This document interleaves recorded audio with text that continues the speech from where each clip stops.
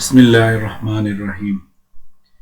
ایک دانا اور بینا شخص نے بطور تمثیل کہا کہ بر صغیر کے علاقے میں ایک ایسا درخت ہے جس کے سائے کا پھیلاؤ کئی کوس تک ہے، اس کی جڑ پاتال تک کی خبر لاتی ہے اور اونچائی آسمان تک پہنچتی ہے، اس سے مخلوق خدا فائدہ اٹھاتی رہتی ہے، اس کے پتوں کے متعلق لوگوں کا یقین ہے کہ وہ نہایت ہی تلخ ہوتے ہیں، مگر جس شخص کو قسمت سے کوئی پتا ہاتھ لگ جائے اور وہ اس پتے کو کھا لے تو اسے حیات ابدی نصیب ہو جاتی ہے۔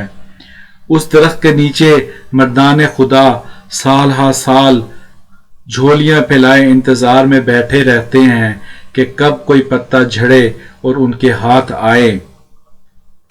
یہ حکایت ایک بادشاہ نے سنی اور جی میں کہا اگر اس شجر کا میوہ ملے تو کیا کہنے۔ بادشاہ نے اپنے مصاحبوں اور وزیروں سے اپنی اس خواہش کا ذکر کیا، سب نے ہاں میں ہاں ملائی۔ الغرض بادشاہ نے بر صغیر پاک و ہند میں اپنے ایک ہوشیار آدمی کو اس درخت کے پھل کے لیے روانہ کر دیا۔ وہ بیچارہ مدتوں جنگل صحرا صحرا مارا پھرتا رہا لیکن گوہر مقصود ہاتھ نہ آیا۔ جس کسی سے ایسے درخت اور پھل کے متعلق پوچھتا وہ اس کا مذاق اڑاتا۔ کیوں در بدر کی خاک چھان رہے ہو، ٹھنڈے ٹھنڈے جدھر سے آئے ہو ادھر کو لوٹ جاؤ۔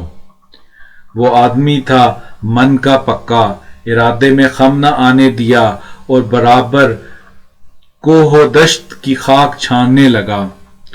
جب برس گزر گئے، پورے ہندوستان کے گوشے گوشے چپے چپے میں پھر چکا، بقائے دوام کے شجر کا کہیں نام و نشان نہ ملا۔ اس قدر محنت اور تکلیف اکارت جانے سے اس کے رنج و غم کی کوئی انتہا نہ تھی۔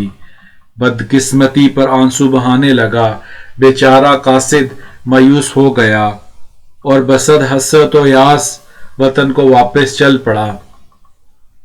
سچ کہتے ہیں کہ کسی کی محنت رائے گاہ نہیں جاتی۔ چلتے چلتے اس کا گزر ایک ایسے مقام سے ہوا جہاں ایک خدا رسیدہ بزرگ رہتے تھے۔ ان کے علم و فضل اور کشف و کرامات کی بڑی شہرت تھی۔ قاصد نے دل میں سوچا مجھے ان بزرگ کی خدمت میں جانا چاہیے، ممکن ہے شیخ کی نگاہ التفات سے بگڑا کام بن جائے اور مایوسی راحت میں بدل جائے۔ یہ سوچ کر چشمے پر آب لے کر شیخ کے پاس حاضر ہوا۔ ان کی نورانی صورت دیکھتے ہی اپنے آپ پر اختیار نہ رہا، ضبط کا دامن ہاتھ سے نکل گیا اور روتا ہوا ان کے قدموں میں جا گرا۔ اس قدر آنسو بہائے کہ سارا بوجھ ہلکا ہو گیا۔ شیخ نے اٹھا کر شفقت سے گلے لگایا اور پوچھا کیا بات ہے، پریشانی کا سبب کیا ہے؟ اس نے عرض کیا جس کام کے لیے برسوں پہلے وطن سے نکلا تھا وہ کام نہیں ہوا، اب سوچتا ہوں واپس جا کر بادشاہ کو کیا جواب دوں گا۔ بادشاہ نے مجھے بقائے دوام کے شجر کی تلاش میں یہاں بھیجا تھا، میں نے اس کی جستجو میں اس ملک کا چپا چپا چھان مارا مگر ناکامی اور مایوسی کے سوا کچھ ہاتھ نہ آیا۔